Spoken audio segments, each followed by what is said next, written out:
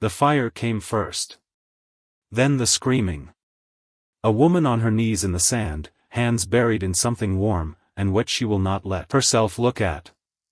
Above her, the wagon canvas has already burned to black lace. Sparks climb into a sky, so full of stars it looks indifferent. A child's shoe lies alone in the sand. No one will ever explain why. She holds a leather journal against her chest. Her knuckles have gone white around the spine, and stayed that way. A horse tears through the smoke. The rider's face is streaked white, not the wild paint of dime novels.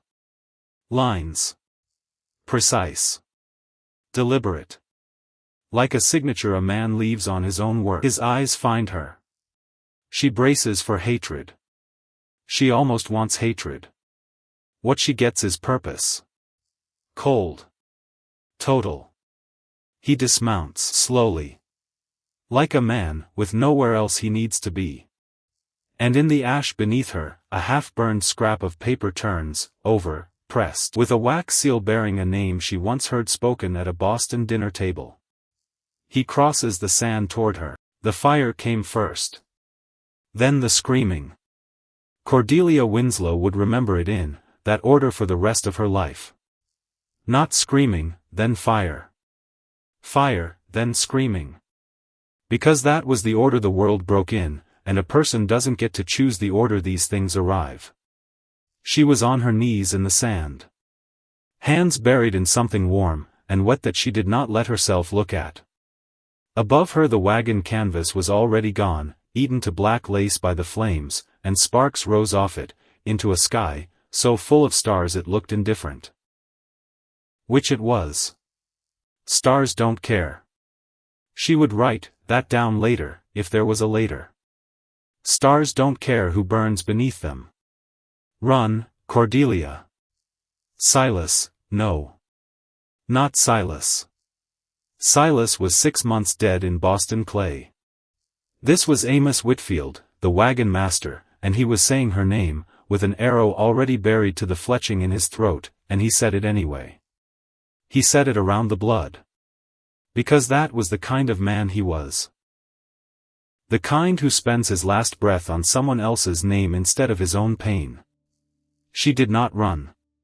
She tried. Her legs simply would not agree to it.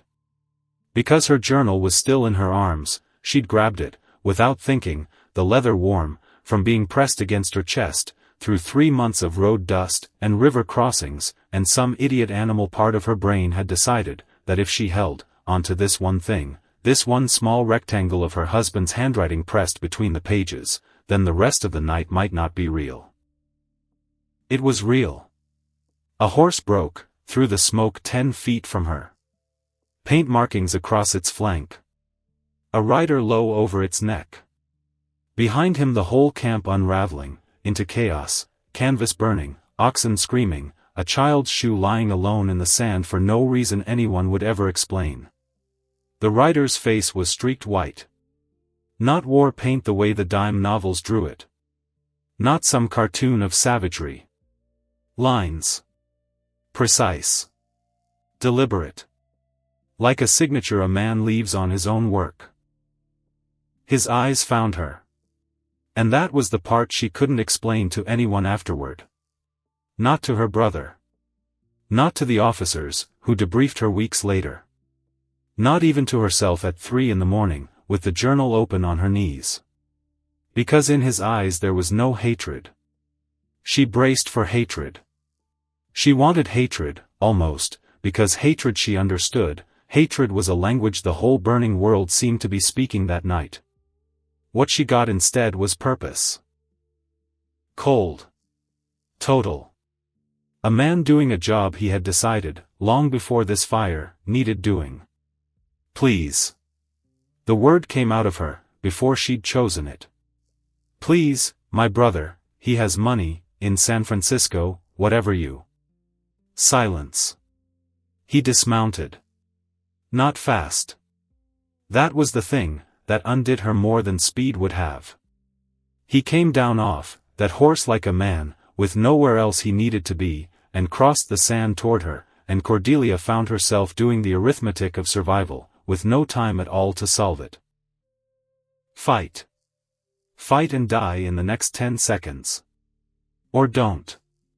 She didn't. He bound her wrists.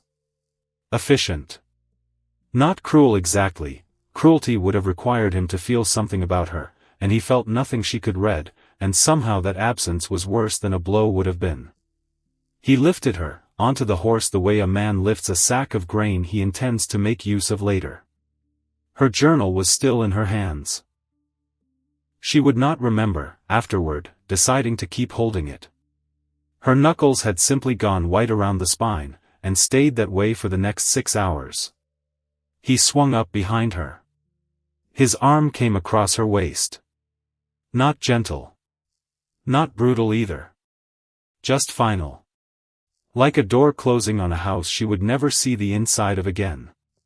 A voice called out, through the smoke, words in a language like water moving over stone, and the rider answered, with one short syllable, before driving his heels into the horse.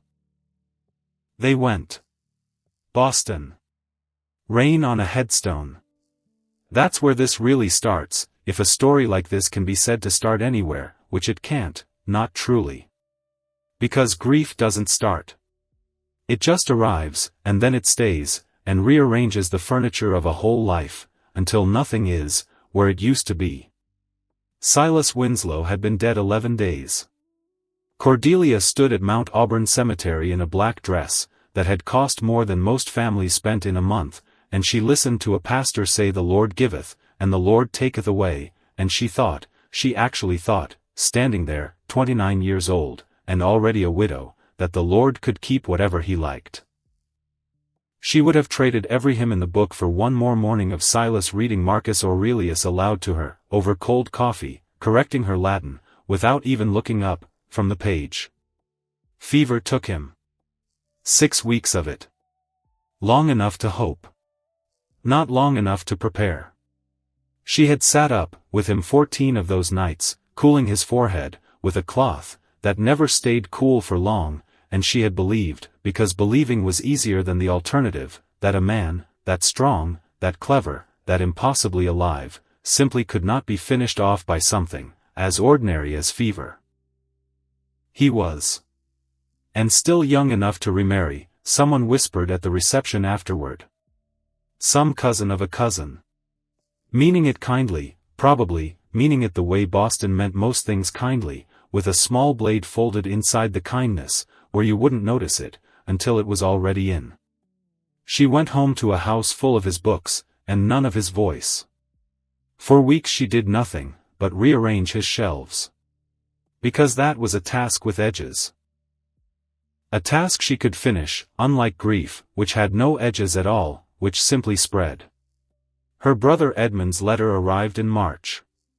Arizona Territory, he wrote, in the cramped, hurried hand he'd had since boyhood.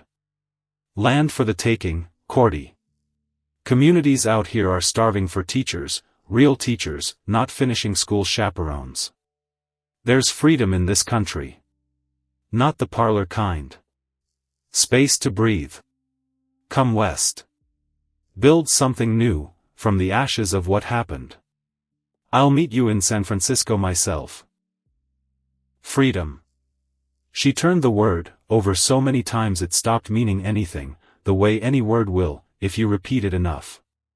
She sat with the letter in her lap for 3 days, before she answered it. The journey will be dangerous, Edmund had warned, further down the page, almost as an afterthought, the way men warn women of danger, when they've already decided the woman will go regardless. The territories remain wild in places. Lawless, some of them.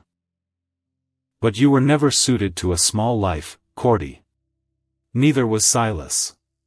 He'd tell you to go. That last line was the one that decided it. Because he was right. Silas would have told her to go.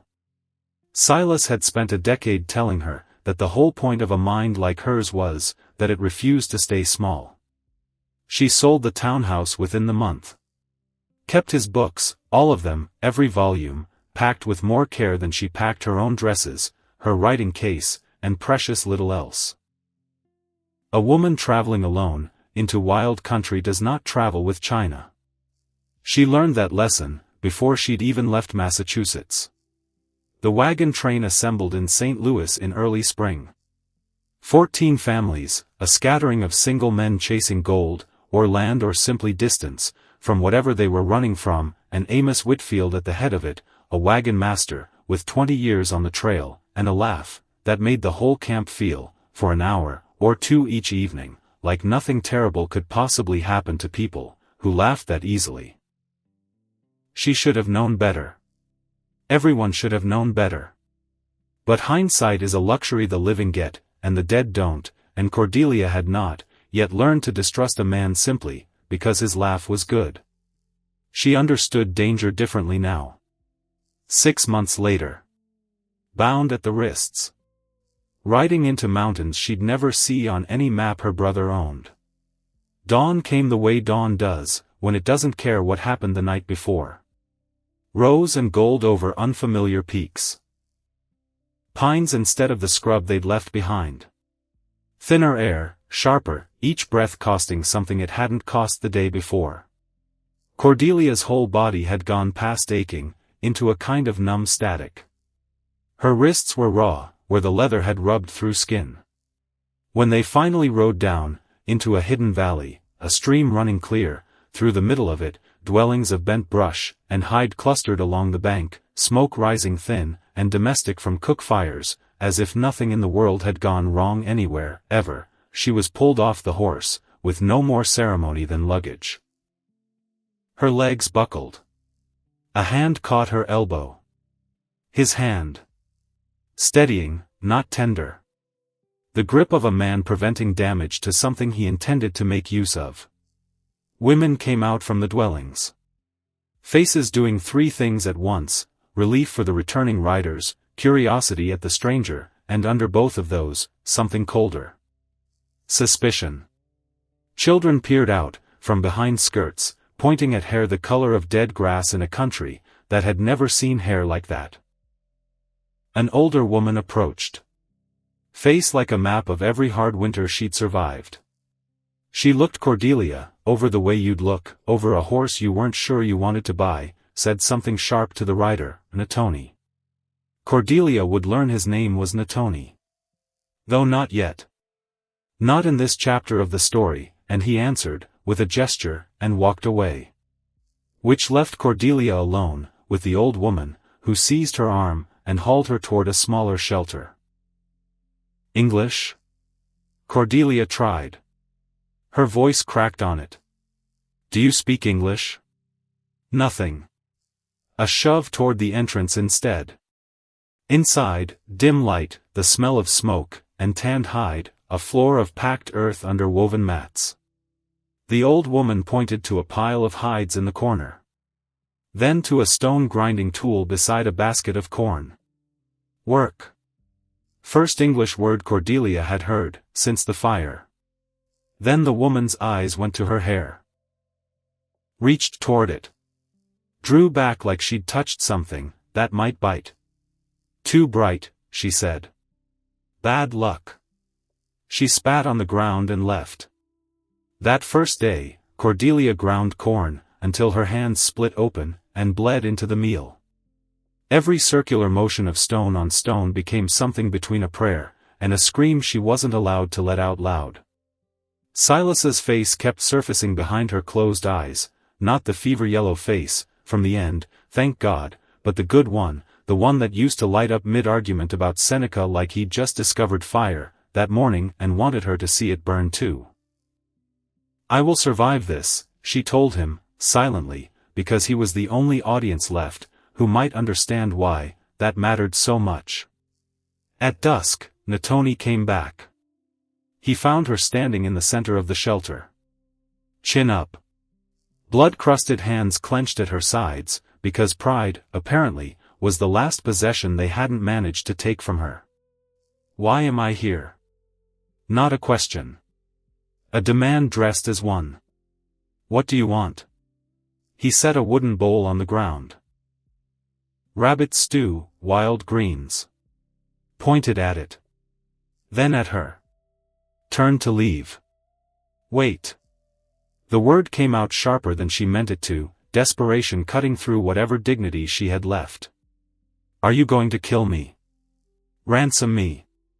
I need to know something. He paused in the doorway. Looked back. There was a hesitation in him she hadn't expected. As if she'd become, in that half-second, something other than plunder. Eat. His voice was low. Rough at the edges, like a road that hadn't been traveled in a while. Tomorrow, work. You, because I choose it. Others wanted your scalp with the rest. Brutal honesty. It landed like a blow, and she took it standing. Why, she whispered. Why spare me when you killed everyone else? His jaw set. Moonlight through the smoke hole cut his face half silver, half shadow. Your people push us, from our hunting grounds, he said. Your soldiers kill our children. Your sickness takes our old ones. A beat. We take what payment we can. I'm not responsible for that. Anger, finally, cutting through fear. I'm a widow. A teacher. And I was a boy, he said, when soldiers burned my mother's village. That stopped her cold. A girl, he went on, quieter now, and this was the part, where his voice actually shook, just once, just barely. Hair like yours. Hid with me behind rocks. Soldiers found her. Cut her throat, while she begged them, in English. They didn't care she spoke their tongue. Silence, after that. A real one. The kind that has weight, the kind you could set something down on. I'm sorry, Cordelia said. And meant it. For that girl. For what was done to your people. He blinked, once, slowly, the way a man does, when a stone he's carried a long time gets set down for him by someone he never expected. Words mean nothing, he said. Actions tell truth. He nodded at the bowl. Eat. Build strength. A starving captive is a useless captive. Gone, then. Out through the low doorway, before she could answer. She ate. Fingers still crusted, with corn dust, and her own blood. And somewhere in that meal she made a promise to herself, that had nothing to do with him and everything to do with who she intended to still be, when this was over. Survival would only be the beginning. Days folded into each other. Grinding corn.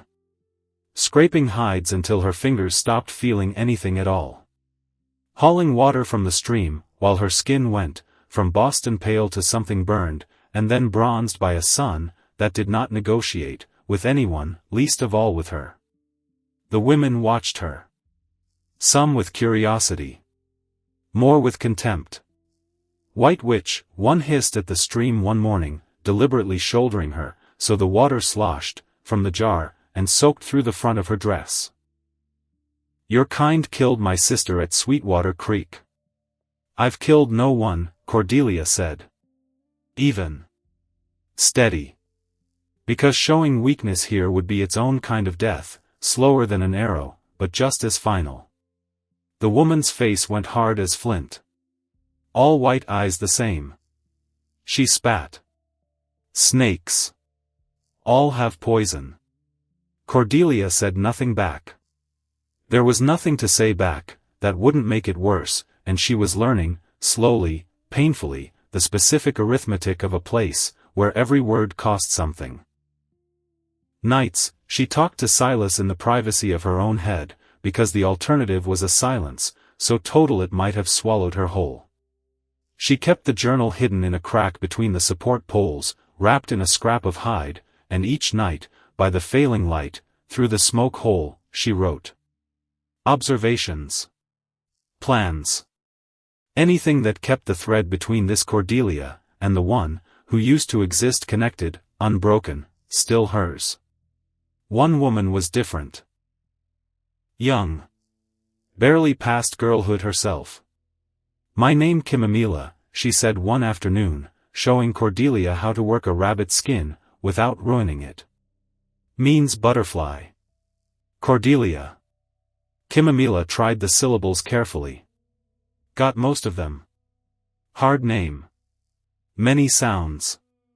Tilted her head, studying her the way children study something they haven't decided, yet whether to trust. You have husband? He died. Fever. Before I came west. Kimamila's whole posture eased, just slightly. Sickness take my mother too. A pause. Make heart hurt same. For all people. It was such a small thing, one sentence of shared grief, and it did more to bridge the distance between them than a week of forced labor ever could. You're a teacher, Kimamila said, once Cordelia had explained it, piece by piece, in the halting mix of English and gesture that had become their only shared language. You know things from books. Stories, Cordelia offered, simplifying. Numbers. How the world works. Kimamila's eyes brightened. Tell me sometime. I know some English. Want more? Why more? Cordelia asked, curious despite herself. Because world getting bigger, Kimamila said, with a shrug that seemed older than her years. Soldiers not going away. Better to understand than not. It was the first invitation Cordelia had received to be anything other than a captive. She took it like a drowning woman takes a rope. Their lessons became a ritual. Each evening, while the light held, they sat by the stream, and traded words like small, careful gifts. Kimamila wanted English. Cordelia, hungry for anything that felt like purpose, gave it freely, and found herself receiving the stone-wind tongue in return, whether she'd asked for it or not. In English, Cordelia explained one evening, we say I am sad. As if sadness is something I possess. Something I become. We say different, Kimamila offered. Closer to, sadness visits me. She frowned, hunting for the shape of the thought in a language not her own. It passes through. Not stay forever. That's rather wise, Cordelia said. Not wise. True. Kimamila smiled, a rare, unguarded thing that changed her whole face. Bad feelings visit. Good feelings visit too. Must notice while they hear. Such exchanges pierced the barrier between them in small, unexpected places, and Cordelia began recording them in her journal at night, alongside the more practical notes. The path east. The guard rotations. The dates the men rode out to hunt. Because she had not stopped planning. Whatever softness was growing in her toward Kimamila, toward the strange rhythm of this place, she had not for one single hour stopped planning her way out of it. Not everyone extended even the smallest kindness, though. There was a warrior. Young. Cordelia did not, yet know his name, that would come later, and when it came it would come, with consequences, but she knew his eyes, because they found her constantly, and there was nothing soft in them at all. Only a kind of banked, waiting anger, like a fire someone had smothered, but not put out. He never spoke to her. Not in that first stretch of weeks. But she felt him watching, and some animal instinct at the base of her skull kept a running account of it, filed it away, understood without being told, that whatever patience Natoni was extending to her, this man had none of it, and never would. The woman who had first claimed her, Winona, Cordelia learned her name eventually, and learned to fear, and respect it in roughly equal measure, began appearing more often. Treating the split skin on Cordelia's hands, with something bitter-smelling, that stung first, and healed after. Foolish girl works too hard, too fast, Winona muttered, in English far better than Cordelia had expected. Desert not kind to soft skin. Why do you help me? Cordelia asked one evening, unable to keep the question in any longer. The others want me dead. Winona's ancient eyes assessed her, unhurried, the way a woman assesses something she has already decided about, but wants to confirm one more time, before she says it out loud. Natoni say you have strong spirit. A pause, weighing something further. There is old story. White woman taken long ago. She learn our ways. Become one of the people. Teach much wisdom. Cordelia went very still. That woman, Winona said, watching her face carefully, as she said it, was Natoni's mother. The floor of the world tilted slightly. Cordelia's voice failed her halfway, through the word. His mother was white? Pennsylvania woman, Winona said. Taken in raid, many years past. She choose to stay. Choose this life. Taught him to see with two eyes. She tilted her head. Perhaps this is why he spare you. Perhaps not. Natoni does not explain himself to old women, even ones who fed him, as a baby. That explained the English. That explained the eyes, that held purpose instead of hate the night of the fire. That explained everything, and nothing, all at once, and Cordelia found she had no ready response to any of it, only a growing, uneasy sense that this camp, this man, this whole impossible situation, was built on a foundation far stranger, and older than she'd first understood. Does he know, Cordelia asked slowly, what it is to be neither one thing, nor the other? Fully. Winona's mouth pressed into a thin, complicated line. Ask him yourself, she said. If you dare. He does not like the question. But he knows the answer better than any man alive. 2 weeks became her rhythm. She learned the camp's shape, where the guards walked, when the hunting parties left, which paths saw the least traffic.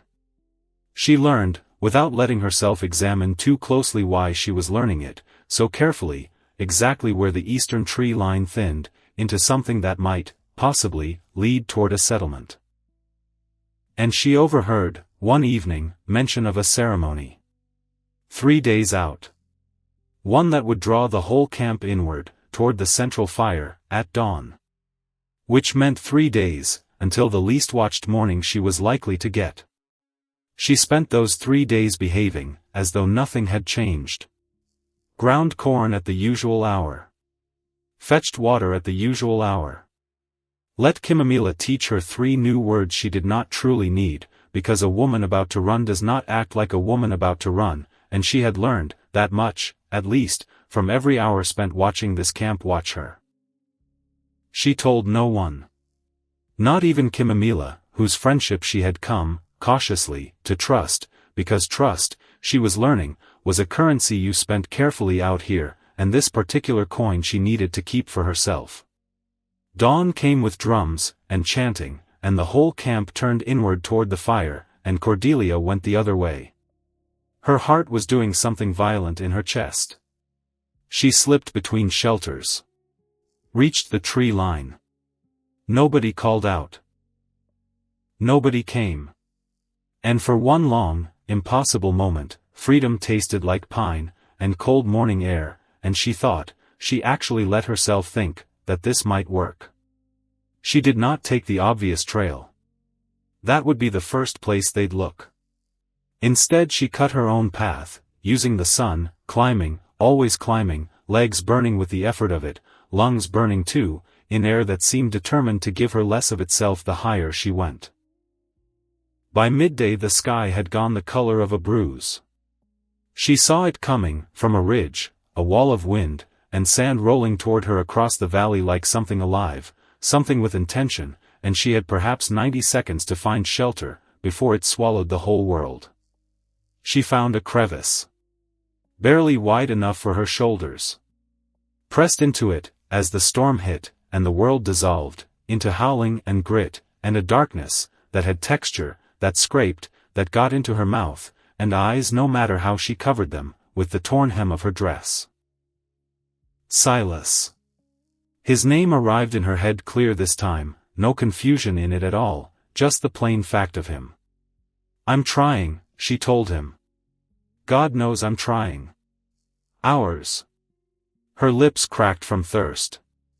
And the sand was filling the crevice, from below, slowly, patiently, the way a grave fills, and she understood, with sudden clarity, that staying meant being buried standing up, in a country that didn't even know her name. She climbed, shoulders scraping raw against stone. Found, at the very edge of what her body could still do, a gap, a horizontal passage, barely wide enough to crawl. She went into it on elbows and knees because there was no other direction left to try. Darkness. Absolute. The storm's voice fading to something distant, almost gentle by comparison. Then light. A gray softening ahead. She nearly wept at it. She emerged onto a ledge cut into a cliff face, sheltered from the worst of the wind. And below her, a drop of several hundred feet to a canyon floor she could not see the bottom of. Trapped. That was the word for it. No way down. No way. She was crawling back, through that tunnel, into a crevice now filled with sand. Her throat burned. Her stomach cramped. 2 days, she thought. Maybe 3, before the arithmetic of dehydration finished what the storm had started. A sound above her. Boot on stone. Distinct from the wind, deliberate in a way the wind never was. She pressed herself flat against the rock. A shadow came down the cliff face, with a confidence that should not have been possible in these conditions. Landed on the ledge in a controlled crouch. Straightened. Natoni. Sand crusted his hair. His clothes. But there was no fatigue in him at all, and his eyes found hers immediately, and in them she read something complicated, anger, yes, but tangled up, with a reluctant thread of respect he clearly hadn't expected to feel, and hadn't wanted to. You choose death, he said. Not a question. A gesture at the storm, the drop, all of it. I choose freedom. Her voice came out raw. Even the freedom to die on my own terms. Freedom. He said the word like he was tasting something foreign, testing whether it was safe to swallow. What is freedom worth, paid with a life? Everything. She met his eyes, and did not look away. What is life worth, without choice? He went quiet a long moment, studying her the way a man studies ground he's about to have to cross whether he trusts it or not. The woman who prefers death to captivity is rare, he said finally. He extended his hand. Not seizing hers. Offering. Come back. Prove your spirit in living. Not dying. She stared at the hand. Weighed it against the drop, against the sand-filled crevice, against every version of the rest of her life, that either choice implied. And what would that mean, she asked. Grinding corn until you tire of me? To learn our ways, he said. 3 moons. You learn our ways for 3 moons. If you still wish to leave after, I take you to the trading post myself. She searched his face for the lie in it. Found only certainty, flat and total, the same certainty she'd seen the night the fire took the wagon train. And if I refuse this bargain, she said. Right now. On this ledge.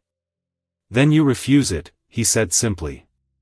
And I climb down without you. And the desert decides instead of either of us. Part of the ledge crumbled beneath her boot. Stones fell into nothing. His hand shot out, closed around her arm, pulled her back, before she'd even registered the danger. Choose, he said. Death comes quickly here. 3 moons. Her voice steadier than she had any right to expect. I will learn. He nodded. Once. Pointed to a rope she hadn't noticed, anchored somewhere above them. Can you climb? Yes. Childhood in an orchard had given her, that much, at least, strength, and a head for heights, that would have scandalized Boston society down to its shoes. Then follow. He grasped the rope, and began ascending, with the same unhurried confidence he'd shown coming down. She took a breath, pushed every ache in her body, into a locked room at the back of her mind, and followed. They rode back to camp in a silence, that had changed shape, since the last time they'd shared a horse. Less fear in it now. More something else, something Cordelia did not yet have a word for, and was not, in this chapter of the story, ready to look at directly. Winona treated her wounds, without a word of reproach, though her muttering, "Foolish girl, desert not kind," carried enough disapproval for both of them combined. And that evening, Natoni came to the shelter, that was now, apparently, hers. Larger than the first. A promotion of sorts, or a change in category, captive to something else. Something without a name yet. He set down a bundle he'd carried back, from the ridge, where he'd found her. Salvage, he called it. Things scattered from her original wagon train, gathered by scouts in the days, since the attack, most of it burned beyond any use. "Why bring me this?" she asked, staring at the bundle like it might bite her. "Because it is yours," he said. "What is left of it?" She went through it, that night by firelight, because some things a person has to face alone, even when someone else is only a few feet away, sharpening an arrowhead, and pretending not to watch her do it. Silas's pocket watch, the glass cracked clean across. A ruined bonnet, the ribbon burned to a black thread. And near the bottom, a scrap of paper, half burned, the edges curled black, most of the ink gone to smear. She almost set it aside. Almost. Except something about the shape of what remained caught her eye. A seal. Partial. Wax that had melted, and reformed in the heat, but hadn't fully burned away, and pressed into it, unmistakable even in ruin, a mark, a mine shaft crossed, with a pickaxe, and beneath it, 3 letters still legible. C.A.L. Calloway. Her stomach dropped, through the floor of the shelter. Because that was not a stranger's name. That was a name, from her own kitchen table in Boston, from evenings when Silas would come home, from his investors' dinners talking about territory, and opportunity, and a man named Calloway, who had connections clear out to the Arizona line. A mining man. A man Silas had done business with, in the vague, gentlemanly way husbands did business, without troubling their wives, with the details, because that was simply how it was done, and she had never once thought to ask more. She was thinking about it now. Which meant this scrap, burned, half destroyed, salvaged from the wreckage of a wagon train, that had been attacked in the dead of night by men she'd been told were simply raiders, simply the wild country doing what wild country did, this scrap had no earthly reason to be lying in that sand. Unless someone connected to Calloway's business had been on that trail. Watching it. Perhaps arranging for it. Except that's impossible, she told herself. Except who would burn an entire wagon train to hide one shipment, one arrangement, one deal.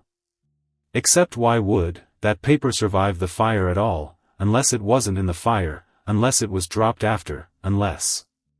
She stopped. Made herself breathe.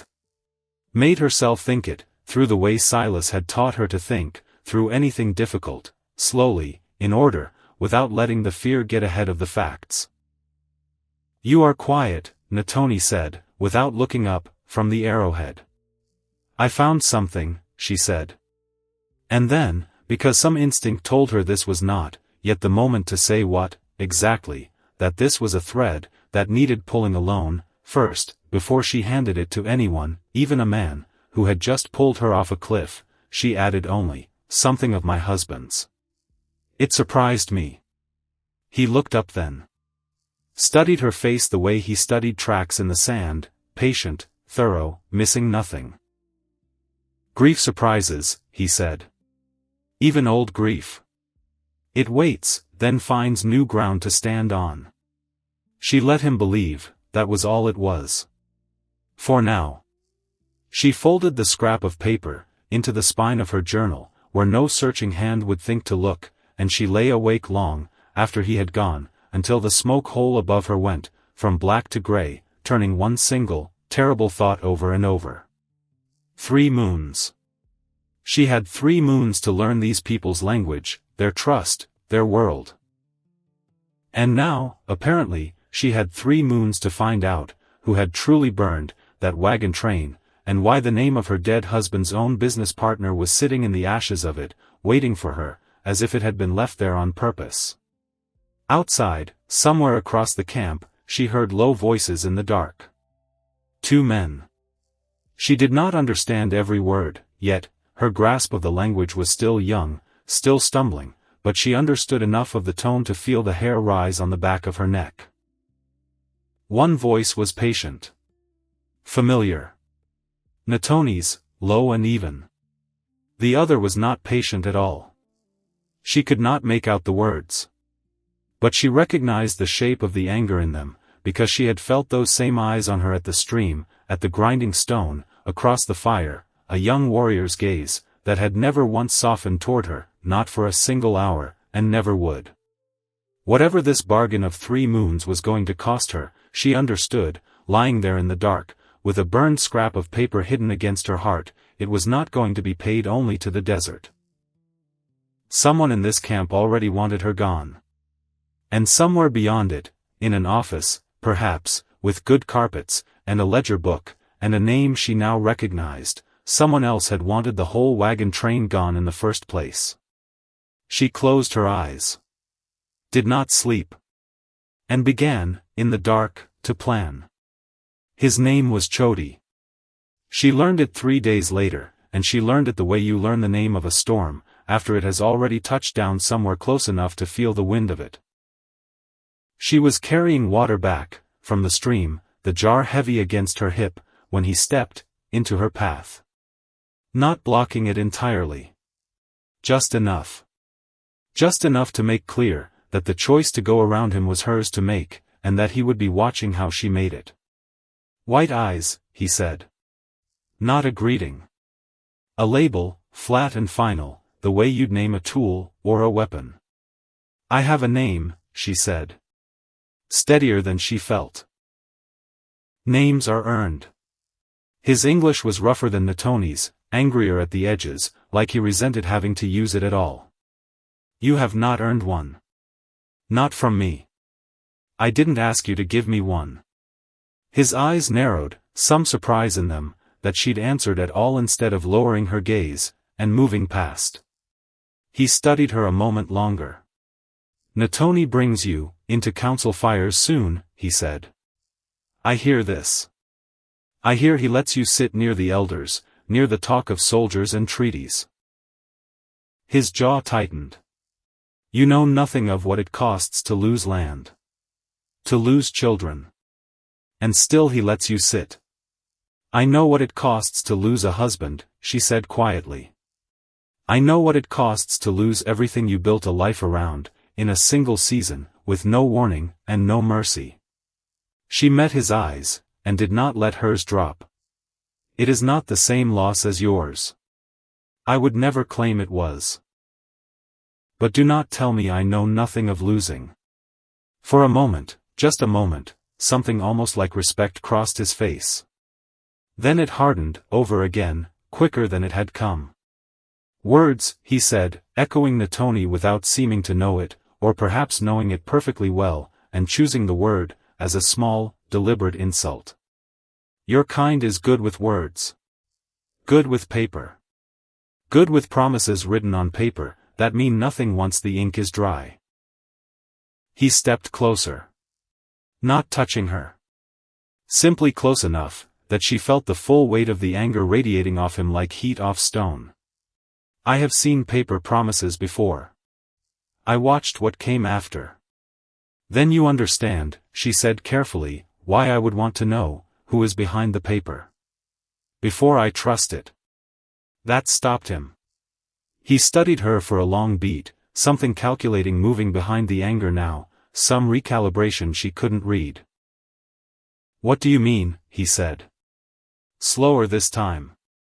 She almost told him. The words were right there, crowding the back of her throat. There is a name in the ashes of my wagon train, a name I recognize, a name that has no business being anywhere near a raiding party, unless someone paid for it to be there, and some instinct, some cold, careful part of her, that had been growing, since the night of the fire, closed her mouth around them, before they could escape. Because she did not, yet know whose side Chody's anger actually served. Whether it was the pure, uncomplicated grief of a man who'd lost his family to soldiers, or whether there was something else moving underneath it. Something that might, if given the wrong piece of information at the wrong moment, use it in a way she could not, yet predict or control. Nothing, she said instead. Only that paper lies easily. And I would rather trust what I see, with my own eyes. Chody's eyes narrowed. He did not believe her, she could see that clearly enough, but he let it go, for now, with a short, sharp exhale that might have been disgust, or might have been something closer to grudging interest. Watch yourself, White Eyes, he said, stepping aside at last to let her pass. Natoni's kindness is not armor. It only covers what it covers, and it will not follow you, into whatever quiet corner he isn't standing in. She walked past him without answering. Did not look back. But she felt his eyes on her the whole way to her shelter, and she understood, with a clarity that settled cold and certain in her chest, that whatever careful trust she was building, with Natoni, whatever ground she was gaining, with Winona, with Kimamila, with the slow thaw of a camp that had wanted her dead 3 weeks ago, none of it extended to this man. And he was not the kind of man who let a grudge go quiet simply because it went unspoken. That night she sat alone, with the journal open on her knees, the burned scrap of paper still hidden in its spine, and she wrote by the failing light, until her hand cramped. I do not know, yet who set fire to that wagon train, she wrote. I do not know whether Calloway's hand reached all the way out here, or whether I am simply a grieving woman seeing conspiracy in a burned scrap, because the alternative, that it was only chance, only the ordinary cruelty of a hard country, is somehow worse to sit with. But I know this. There are now 2 fires I am standing inside of. One is the fire that took my husband's business partner's name, and left it in the sand, where it had no right to be. The other is the fire in a young warrior's eyes every time he looks at me, a fire that has nothing to do with paper, and everything to do with a grief I recognize, because I carry a version of it myself. 3 moons, she wrote, and underlined it, hard enough that the nib nearly tore the page. I do not know if that is enough time to learn a people's trust. I am beginning to suspect it may not be enough time to survive what is coming, regardless of what I learn. She closed the journal. Pressed it flat against her chest the way she had the night of the fire, as if the gesture alone might hold something together, that had already, quietly, begun to come apart. Outside, the camp settled into its ordinary night sounds. Dogs. Low voices. A child's laugh cut short by sleep. Somewhere beyond all of it, beyond the mountains, beyond the desert, beyond the reach of anything she could presently touch, or change, a man, with a mining seal, and a name she recognized was going about his business, entirely unaware that a burned scrap of paper had survived a fire he may, or may not have ordered, and had landed, of all the places in this vast, and indifferent territory, in the one pair of hands most likely to recognize it. She did not know, yet, what she intended to do with that. But she understood, lying awake as the fire outside burned down to embers, that she was no longer simply trying to survive her 3 moons. She was trying to find out the truth of how they had begun. Because if she was right, if the fire that took Amos Whitfield's life, and left her bound, and bleeding on the back of a stranger's horse had been lit by something other than chance, then the 3 moons Natoni had offered her were not simply a bargain between a captive and her captor. They were a window. A narrow, closing window, into a conspiracy, that had already cost her a husband's silence about his own business dealings, a wagon master's life, and very nearly her own. And somewhere on the other side of that window, whether she was ready for it, or not, someone was still counting on the fire having buried every last trace of what it had truly been sent to hide. She meant to prove them wrong. Time moved differently in the mountains. Cordelia noticed that, before she noticed almost anything else about her new life. Because in Boston, time had been measured in calling cards, and church bells, and the particular hour, when Silas used to come home smelling of ink and cold air. Out here it was measured in moons. In the color of the light on the canyon walls at dusk. In how far her grasp of the stone-wind tongue had come, since the last time she tried, and failed to say a word correctly. 4 months now. Since the fire. Her hands had stopped bleeding long ago. Had gone hard instead. Calloused in places that used to be soft, and she caught herself sometimes running her thumb over the new toughness there like she was reading a book written in a language only her own body understood. She was teaching now. Not officially. Nothing out here was official the way things had been official in Boston, with its diplomas, and its certificates, and its careful, suffocating rules about who was permitted to instruct whom. Out here she simply sat, with a cluster of children in the shade of a rock overhang, and drew letters in the dirt, with a stick, and they came back the next day, and the day after, because something in them wanted the shapes to mean something. This one, said a small girl named Little Wren, jabbing a finger at a crooked A, is like a mountain. 2 sides. Meeting at top. That's exactly right, Cordelia said, and meant it, because it was a better way of remembering the letter than any rule she'd ever taught a Boston schoolroom. She was, without quite deciding to be, becoming useful. Which was not the same as becoming trusted. She understood the difference now in a way she never had before. Usefulness bought tolerance. Trust was a different currency altogether, slower to earn, and far easier to lose, and she was still counting every coin of it she managed to collect. Natoni watched her teach sometimes. From a distance. Never close enough to be part of it, never far enough to pretend he wasn't paying attention. You give them something, he said once, after the children had scattered back toward their mothers. Not just words. Something under the words. A door, she said. That's what a good teacher gives. Not answers. A door, and the confidence to open it themselves. He turned that, over a long moment, the way he turned, over most things, slowly, like a stone he wanted to know the underside of. My mother said something close to this, he said finally. Long ago. It was the first time he'd offered, that memory unprompted. She did not push for more. She had learned, by now, that pushing closed doors, that patience would eventually open on its own. There was another kind of usefulness growing in her too. Quieter. Harder to name. One evening, an elder named Gray Fox brought a folded paper to the fire circle, a copy of a treaty document, salvaged from a trading post, its language dense, with the particular fog lawyers build, into contracts on purpose. He set it in front of her, without a word, only a question in his eyes. She read it twice. Slowly. The way Silas had taught her to read anything, that mattered, not for what it said, but for what it was careful not to say. This clause, she said, tapping a paragraph near the bottom, grants access to mineral rights. Here. Buried under 3 sentences about hunting privileges, so a man signing quickly would miss it entirely. Gray Fox's face did not change, but something behind his eyes sharpened. They did this before, he said. To others. We did not understand until land was gone. Then read everything, she said. Every line. Twice.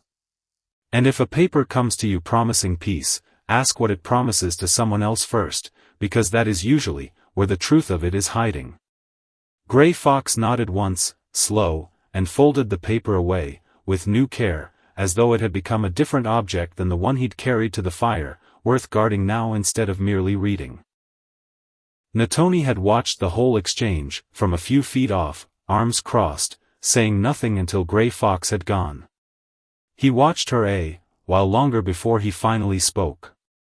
You give more than letters to children, he said. I give what I have, Cordelia said. It isn't a rifle. It isn't a knife. But words on paper have killed more of your people than either, if what I understand of these treaties is true. So maybe words on paper can also save a few. He studied her for a long moment. My mother used to say the same. A pause, something almost like a smile at the edge of it. Perhaps this is why the old story exists. Perhaps this is why it keeps happening. What happens now? She asked. It happened on a morning that had given no warning of itself. Which was, Cordelia would come to understand, exactly how the worst mornings always arrived. Not with thunder. With ordinary light, ordinary birdsong, an ordinary bowl of cornmeal she never finished eating. The first sound was distant. A kind of low thunder, that wasn't thunder at all. Then the second sound was closer. Hooves. Many of them, and moving fast, and under the hoofbeats a rising ripple of shouting, that had nothing gentle in it at all. Raiders. Natoni's voice cut across the camp, before Cordelia had even fully understood what she was hearing. From the north. Take cover, now. Not their own people. A rival band, come down out of the high country the way storms came, without asking permission of anyone. Chaos arrived within seconds. Shelters caught fire. Women screamed and scattered, with children under each arm. Gunfire cracked somewhere close, and then closer, and Cordelia found herself pressed behind a cluster of boulders at the camp's edge, with Natoni's hand hard on her shoulder. Stay hidden, he ordered. If they find you, they take you. Or worse. What about? He was already gone. Rifle in hand, running back into the heart of the fighting, and there was no time left to finish the question. Cordelia crouched behind the rocks, pulse loud in her own ears, and made herself watch instead of hide her face from it. Because looking away wouldn't make it not be happening. Shelters burning. Women running with infants clutched to their chests. A dog's frantic barking cut suddenly, horribly short. This is what he tried to protect me from, she thought. This is what he lived through as a boy, watching from behind rocks of his own, a girl's hand in his, that would not stay warm much longer. The thought arrived whole, and unbidden and would not leave again for a long time. And through the smoke, half hidden beside a structure, that had already caught, she saw them. Children. A cluster of them. Separated from their mothers in the chaos. Cowering as the flames crept closer, and not one adult near enough to reach them in time. She did not decide to move. Her body simply moved, the decision arriving somewhere, after the fact, the way real courage always seems to. She sprinted across open ground. Bullets kicked up dust to her left, close enough that she felt the grit of it sting her cheek, and she did not stop, because stopping was the one option that guaranteed the worst outcome. Come with me, she called, reaching them, gathering the smallest, a girl of perhaps 4 summers, into her arms. Follow. Now.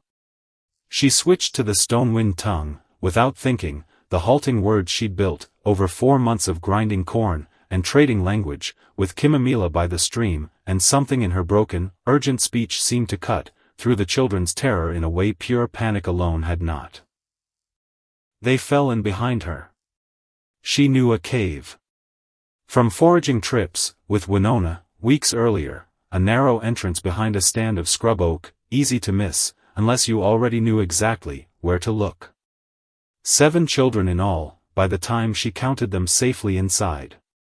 From the smallest, still clutched against her chest, to a boy near 10 summers, who had appointed himself, without being asked, the one responsible for keeping the younger ones quiet. Stay deep, she told them, pressing a finger to her lips. I watch. Hours passed.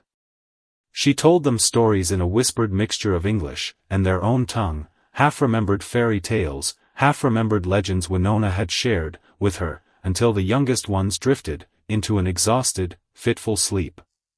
Then hoofbeats. Close. Through the brush she saw them. 5 mounted raiders, scanning the hillside, with the kind of patience that meant they were not simply passing through. One pointed directly at the scrub oak concealing the cave mouth. Cordelia's hand closed around a fist-sized rock. Pitiful, against rifles. But it was the only thing the cave floor had offered her, and she would use it, because the alternative was doing nothing, while 7 children were found. "Stay with the others," she whispered to the oldest boy. "If they find us, run. Deeper. There may be another way out." The first raider reached the scrub oak. Pushed the branches aside with his rifle barrel. Cordelia pressed herself flat against the wall, rock clutched to her chest, heart hammering so loud she was certain it would give them all away on its own. She counted her own heartbeats, because it was the only thing left to count. 1. 2. Because if she stopped counting she would start thinking about what came, after the branches parted all the way, and thinking about, that would undo whatever thin nerve she had left. Behind her, one of the smaller children stirred, whimpered. She reached back, without turning, found a small hand in the dark, squeezed it once. Steady. Because if the children heard fear in her breathing, they would find it in their own next, and there would be nothing left to hold the silence together at all. A shout, from somewhere else on the ridge, turned the raiders' heads. They conferred. Briefly. Then wheeled their horses, and rode off along the ridgeline, continuing whatever sweep had brought them this close in the first place. She did not move for a full minute, after the hoofbeats faded. Waited. Because the frontier had taught her, in 4 months, that the moment right, after danger passes is the moment most people make the mistake, that kills them. Cordelia let out a breath she hadn't known she was holding. Her whole body shook, with the release of it. But the danger wasn't over. Little Wren, because of course it was Little Wren, small and stubborn, and clinging to Cordelia's side, through all of it, had begun to run a fever, likely from fear, and the cave's damp chill. And the youngest children would not last much longer without food. "I need to find help," Cordelia told the oldest boy. "You're in charge until I return. What if they come back?" She showed him a narrow crevice at the back of the cave. Too small for a grown man to follow. "Hide everyone there. Wait for me." She slipped out. Moved low, careful, using every instinct Natoni had spent weeks drilling, into her without her fully realizing it was training at the time. A hand closed over her mouth from behind. She fought it. Twisted. Struck backward with her elbow, before a voice, low, urgent, unmistakably familiar, hissed against her ear. "Quiet. Scout still near. Natoni." Relief hit her, so hard her knees nearly gave. He released her. Blood streaked one shoulder, where a wound had opened, and gone half-dried in the sun. "The children," she said, the words tumbling out fast. 7 of them. In a cave behind the scrub oak. Little Wren has fever. They need help now. He went still, something behind his eyes he clearly hadn't expected to feel there. "You took them to safety." "I couldn't leave them to burn." She said it like it was obvious. Because to her, in that moment, it had been. He nodded once. "Decision made. Show me. We bring them home." They returned in 2 groups, for safety. Natoni took the 4 oldest children.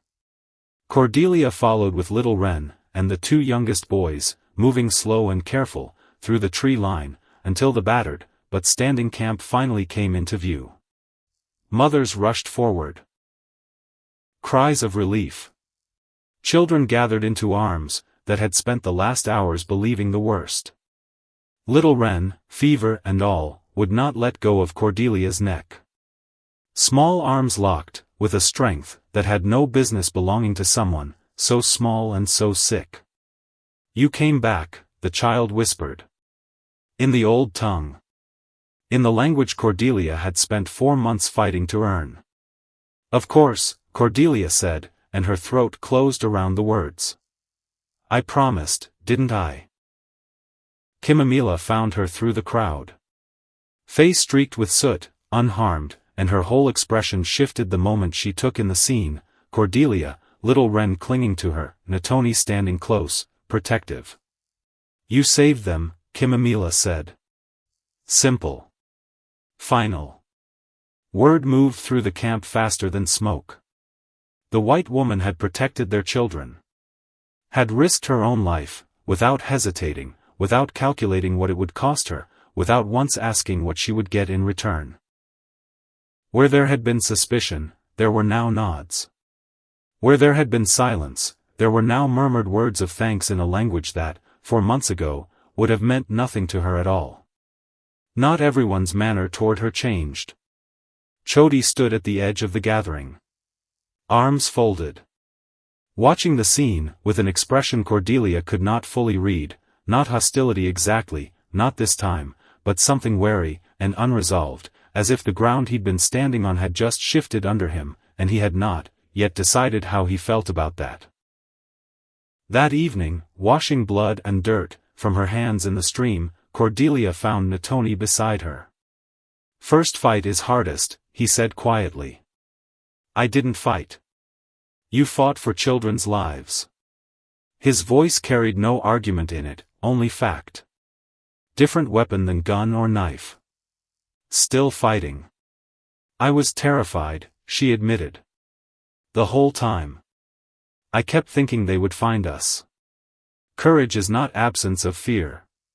He looked out across the darkening valley. It is action despite fear. Many warriors brave when strong. Few brave when weak, and afraid, and still choose right thing. The plain honesty of it settled into her, warm against a long cold day. "What happens now?" she asked. "We rebuild."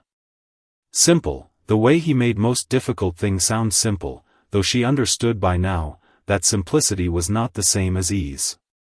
"We honor dead. We continue." "And my 3 moons?" He turned to look at her directly, the last light catching in eyes that had, over 4 months, become something other than the eyes of a stranger. "Clock stops in battle," he said. "But choice remains yours. When time comes." 2 days after the raid, while helping sort through salvage recovered from the fighting, weapons dropped by fleeing attackers, supplies abandoned in the chaos, Cordelia found the second piece. A satchel. Leather, good quality, the kind a trader or an army scout would carry, not the kind that belonged to raiders traveling light and fast. Inside it, folded carefully, a set of maps. And on the back of one of them, stamped in the same ink, the same unmistakable shape, a mine shaft crossed, with a pickaxe. Cal. Her hands went cold despite the afternoon heat. This is not a coincidence, she told herself. Except coincidences do not carry a company seal folded into a stranger's map case. Except a raiding party from the north has no earthly reason to be carrying documents belonging to a Boston mining venture, unless someone paid them to be here, unless someone is using every hand available, raiders, soldiers, whoever will take the money, to clear this land by whatever method works fastest. She sat very still, the map trembling slightly in her hands, and let the full shape of it settle over her. Because if Calloway's mark was on the wagon train ambush that had taken her from Boston, and if Calloway's mark was now on maps carried by raiders attacking this camp, then this was not one crime. It was a pattern. A method. A man, somewhere far from any of this violence, sitting comfortably behind a desk, while other men's hands did the burning. And Silas, she thought, and the thought arrived like a slap, unwelcome and impossible to unthink once it had landed. Silas did business with this man. Silas trusted this man. What did Silas know, at the end, that he never told me? She folded the map away, with hands that would not quite stop shaking, and did not sleep, that night, and did not tell Natoni. Not yet. Because some part of her, the careful, frightened, calculating part that had kept her alive, since the night of the fire, understood, that once she said this thing out loud, once she handed this thread to someone else, she would lose the ability to decide, alone, what to do with it. So she sat instead, with the journal open, and the two scraps of evidence side by side. The burned seal from the wagon train. The stamped map from the raiders. And she made herself do the thing Silas had always insisted was the difference between a frightened mind and a useful one. She made herself write down only what she actually knew, nothing more. 1. Calloway's mark was on my wagon train's attackers, or near enough to them, that his paper burned in the same fire. 2. Calloway's mark is now on maps carried by men who tried to burn this camp. 3. 2 attacks. 2 different kinds of raiders. 1 shared name behind both. She stopped. Read it back. Made herself sit, with how impossible it sounded, and how, despite that, she did not disbelieve a word of it. Which means someone is paying whoever will take the money, she thought. Which means this was never simply wild country doing what wild country does. Which means Silas, my Silas, who read Seneca to me every night, and never once raised his voice in 10 years of marriage, sat across a dinner table, from a man capable of this, and called him a friend, and I never asked a single question, because a wife did not ask questions about her husband's business in Boston, and God help me, I wish I had asked every one of them. She pressed the heels of her hands against her eyes, until the shaking in them finally slowed.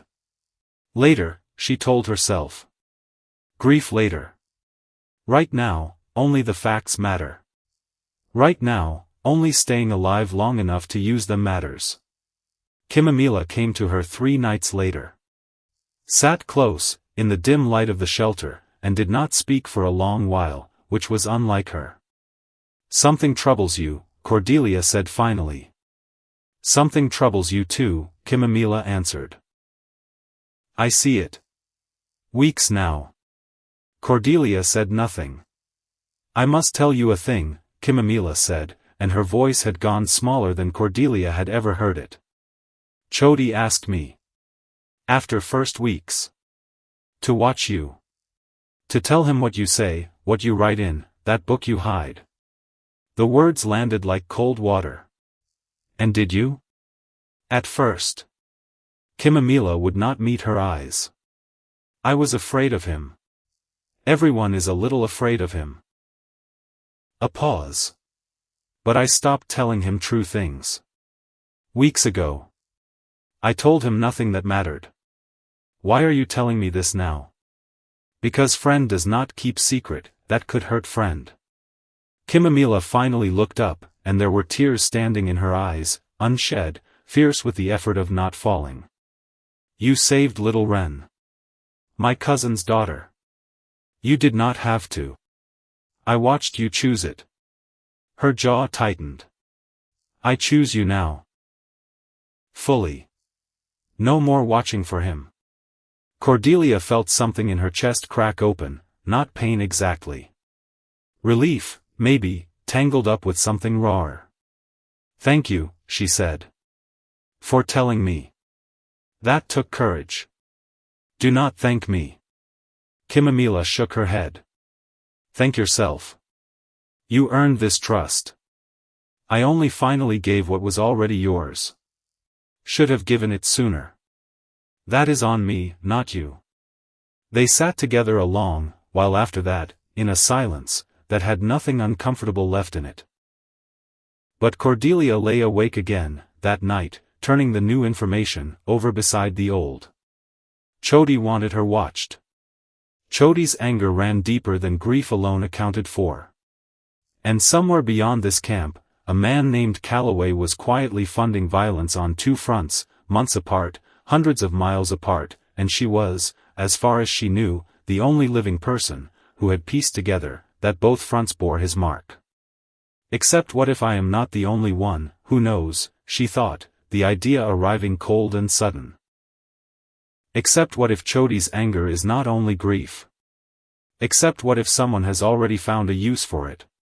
She did not yet have proof of that. But the shape of the fear had found her, and it would not leave again. The council met 8 days later, in the wake of scouts returning, with news that unsettled even the calmest elders. A new army outpost. 2 days' ride from their territory. Soldiers arriving daily, and with them, rumor of a mining survey team already working the hills near a place the elders called simply the Red Canyon. Ember Canyon. Cordelia had heard the name, before. Silas had mentioned it once, in passing, at a dinner table in Boston, in the careless way men mention business, that will never touch their wives' lives. Calloway thinks there's real money in a canyon out west, he'd said, refilling his glass, already moving on to some other topic, before she could ask a single question. She had not thought of that comment in months. She thought of nothing else now. Natoni called the council to order. To Cordelia's surprise, and to the visible fury of several older warriors, he invited her to sit within it. "You know White Eye's thinking," he said, by way of explanation to the gathered elders. "Your words may help us see the path forward." "White Witch comes to poison council, with sweet lies," Chody said, loud enough for the whole circle to hear, not bothering to disguise his contempt. "She sits in council by my word," Natoni said, and his voice went flat, and hard in a way Cordelia had not heard before. "Challenge that." "You challenge me." Silence answered him. Chody did not challenge it further. But his eyes found Cordelia across the fire, and held there, and she understood, that whatever fragile truce had grown between them over the raid, and its aftermath had just been spent, entirely, in this one moment. The debate that followed ran for hours. Fight. Flee to the mountains. Or seek terms.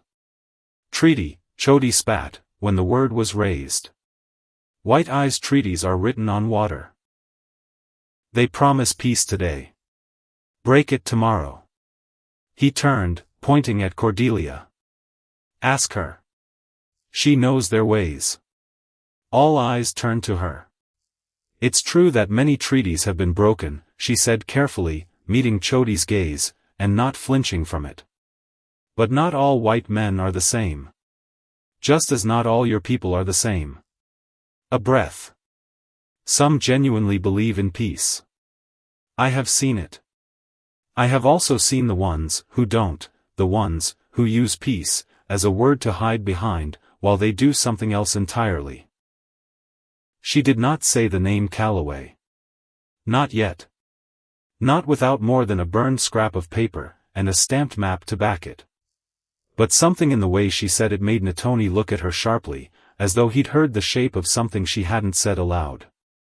She speaks careful words, Chody said, low, to the men nearest him, though loud enough to carry. Careful words hide careful lies. Or careful truth, Gray Fox said, not looking up, from the fire. You confuse the two, because it is easier to trust your anger than to trust anything new. Chody's jaw worked. He said nothing further to that. But Cordelia felt his eyes on her for the rest of the council, weighing, calculating, the way a man weighs an enemy he has not yet decided how to remove. The council broke near dawn, without a final decision. But a fragile consensus was forming, prepare for conflict, while quietly testing whether peace was possible at all. It was 3 nights later, that Cordelia could not sleep, and went walking near the edge of camp for air, that didn't smell like smoke, and old fear, and heard voices near the horse enclosure, that made her stop dead in the dark. 2 men. Low. Careful. One she recognized instantly, Chody, his voice unmistakable even at a whisper. The other was not one of her people at all. She crept closer, staying low, every lesson Natoni had drilled into her without calling it training now paying for itself in full. Through the gap in a fence rail, she saw them. Chody. And a white man in a captain's coat, a canteen slung across his shoulder, speaking in a voice pitched to carry no further than the 2 of them. The peace talks give us the cover we need, the officer was saying. Colonel comes with only 3 men. Easy enough to make it look like your people's treachery, once it's done. Calloway gets his canyon. You get your war. Cordelia's whole body went cold, and still, the way it had gone cold, and still the night of the fire. Doyle, she thought. She'd heard the name once, in passing, from a scout describing the new outpost. Captain Doyle. Which means this is not some rogue trader chasing a bounty. Which means the army itself, or a piece of it, at least, is already rotten, from the inside, before a single treaty has even been signed. And the woman, Chody said. She knows something. I feel it. Then make sure she doesn't get the chance to say it. The officer's voice was flat. Businesslike, in a way, that made the words worse, not better. One way or another. Cordelia did not wait to hear more. She backed away, from the fence rail, with her heart slamming, so hard against her ribs she was certain the sound alone would give her away, and she did not stop moving, until she was well clear of the enclosure, breath coming ragged, mind racing far ahead of her feet. Calloway, she thought. Except it isn't only Calloway anymore. Except there is an army officer standing in the dark, planning to burn a peace conference down around a colonel, who trusts him. Except Chody, whose grief I understood, whose anger I tried to make room for, Chody is standing right beside him, agreeing to it. She thought of little Wren's small arms locked around her neck. Of Kimamila's fierce, unshed tears. Of Natoni's hand steady on her shoulder in the smoke, telling her to run. And now I know, she thought, the fear and the fury braiding together, into something colder, and more useful than either alone. Now I know what's coming. The only question left is whether I can reach Natoni, before it does. She ran the rest of the way back, through the dark camp, the burned scrap of paper, and the stamped map both burning now in her mind like twin coals, that would not go out, carrying with her the one piece of knowledge, that might be the only thing standing between this fragile, hard-won peace and a fire far larger than the one, that had first brought her here. She reached Natoni's shelter, and stopped outside it, hand raised to the entrance flap, and did not go in. Because once I say this, she thought, there is no unsaying it. Because Chody will know I heard, the moment Natoni acts on what I tell him. Because a man, who is already planning to burn a peace conference to the ground will not hesitate, over one more fire, if that fire is me. Except staying silent is worse. Except silence is exactly what Doyle asked for, and I will not give that man one single thing he asked for. She pushed the flap aside and went in. Natoni looked up, from where he sat sharpening a blade by low firelight, and whatever he saw in her face made him set the blade down at once. Something has happened, he said. Not a question. Everything has happened, she said, and her voice did not shake, though everything underneath it did. I need you to listen to all of it. From the beginning. Because by the time I finish, you are going to understand exactly why I could not tell you sooner, and exactly why we no longer have the luxury of waiting. He did not speak. He simply moved to sit across, from her, close enough that the firelight caught both their faces at once, and waited. She began with the fire, that took the wagon train. She ended with the two men standing in the dark by the horse enclosure, agreeing, in low and businesslike voices, on the shape of a massacre still 3 days from happening. When she finished, the fire between them had burned down to embers, and neither of them moved to build it back up. 3 moons, Natoni said finally, very quiet. I offered you 3 moons to learn our ways. He looked at her, and something in his face had changed permanently, in the space of one telling. Instead you have spent 4 months learning to save us. 3 days. That was all the calendar had left to give them, before the peace conference at Ember Canyon, and every hour of it now felt like a coin Cordelia couldn't stop spending. The council met again at dawn. Smaller this time. Natoni. Gray Fox. 2 scouts who had proven themselves quiet and reliable. And Cordelia, seated close enough to the fire, that its heat kept her hands from shaking, because her hands had wanted to shake, since the night at the horse enclosure, and had not fully stopped since. We cannot accuse Chody outright, Gray Fox said. Not without proof the whole council will believe. He has followers. An accusation without proof splits us exactly, when we cannot afford splitting. Then we get proof, Cordelia said. How? We let the trap think it's still working. She looked at Natoni. Send warriors to the canyon early, the way we already planned. But this time we know what they're watching for isn't only soldiers hiding in the rocks. It's Doyle's men, positioned to make an ambush look like your people's treachery. If we see them getting into position, before the colonel even arrives, we have proof no one can argue with. Natoni studied her for a long moment. And if we are wrong? If this is only fear talking? Then we've lost nothing but caution, she said. And if we're right? Then we save the colonel's life, Natoni finished. And expose our own man, as a traitor to his people, in front of every warrior, who still believes he only wants war for the right reasons. Silence settled over the circle. Because that was the true cost of it, and everyone in the fire's light understood it plainly. Whatever happened at Ember Canyon in 3 days would not simply resolve a conspiracy. It would tear something open inside the people themselves, and there would be no quiet way to close it again afterward. Cordelia sat with that thought a long moment. Because exposing Chody in front of the whole council risks the very unity we need to survive this. Except staying silent risks Colonel Bishop's life, and every warrior, who trusts Natoni's word, that peace is even possible. Except there is no version of this, where everyone walks away whole. There never was, not from the night the fire first started. Do it, Natoni said finally. Send Stone Elk and 2 others tonight. Watch. Do not engage, unless there is no other choice. The scouts left, before the fire had fully burned down. Cordelia sat a while longer, watching the coals, and felt Natoni's presence settle beside her, without either of them speaking. You are afraid, he said, after a while. Not a question.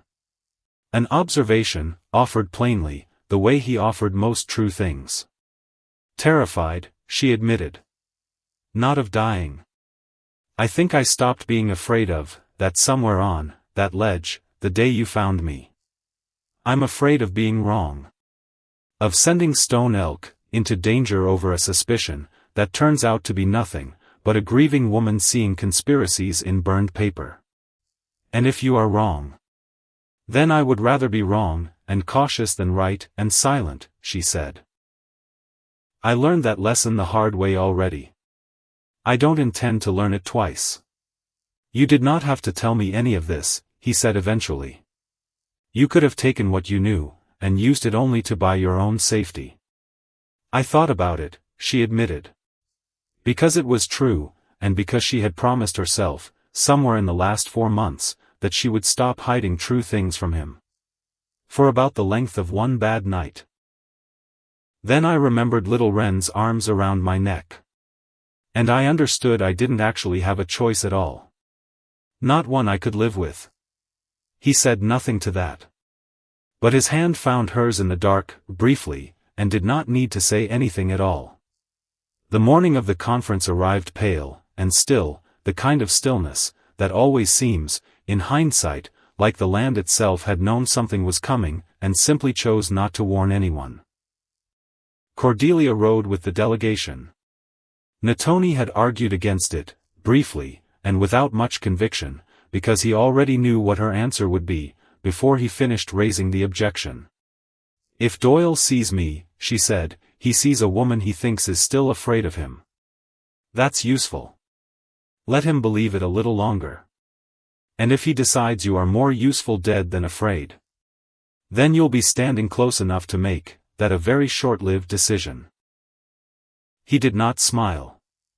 But something in his jaw eased, just slightly, at that. Colonel Bishop arrived precisely on time, with exactly 3 men, as promised, and an expression that read, to Cordelia's careful eye, like a man who had no idea he was walking into anything but an ordinary negotiation. Weather-beaten. Steady eyes. The kind of face that had seen 20 years of frontier, and hadn't yet let it curdle into cruelty. Doyle stood at his shoulder. Composed. Unbothered. A man wearing his own betrayal like a well-fitted coat, the kind tailored, so carefully that no one else in the room could see the seams. The talk began the way such talks always began, careful words, translated words, words weighed twice, before they left anyone's mouth. Cordelia stood near enough to translate, where needed, watching Doyle's hands, his eyes, the small tells of a man waiting for a signal only he expected to see. Watch his fingers, she told herself. Because a man about to signal an ambush cannot help but check his position against the sun, against the ridge, against the men he's counting on. Watch. Because if I miss the signal, Bishop dies believing he was among friends.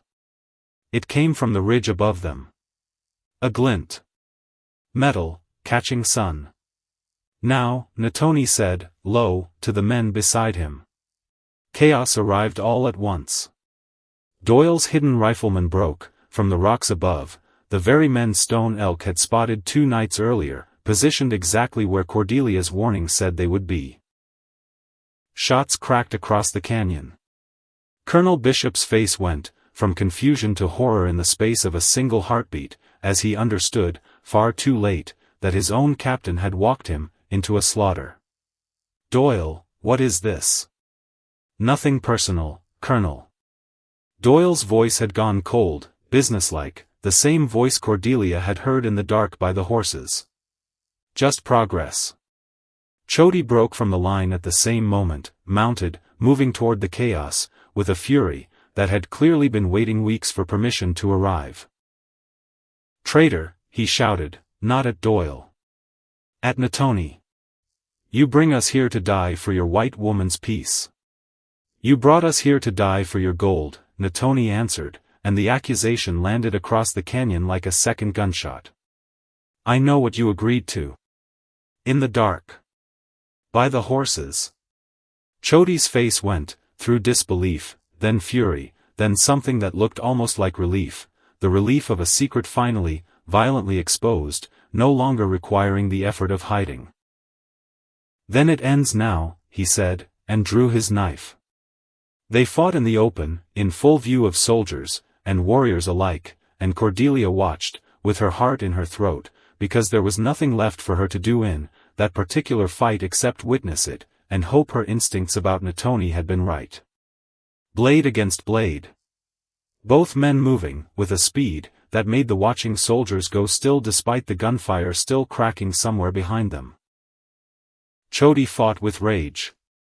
Natoni fought with something colder, more precise, a man who had learned long ago that rage gets you killed faster than it gets you anything else. Don't look away, Cordelia told herself, even as every instinct screamed at her to. Because if he falls, you need to know it the instant it happens. Because there will be no time to catch up on what you missed. Elsewhere in the canyon, Doyle had gone for his pistol. Cordelia did not think. She simply moved, the way she'd moved toward the burning children weeks earlier, closing the distance, before her mind had fully caught up to her legs. She collided with him just as the shot fired wide, and they went down together in the dust, and his hands found her throat, before she could recover her breath. You meddling, his grip tightened. You've ruined everything. Darkness edged her vision. She clawed at his face, fingernails finding his eye, and he recoiled, with a howl, hands releasing her throat to clutch at the wound. She rolled free. Gasping.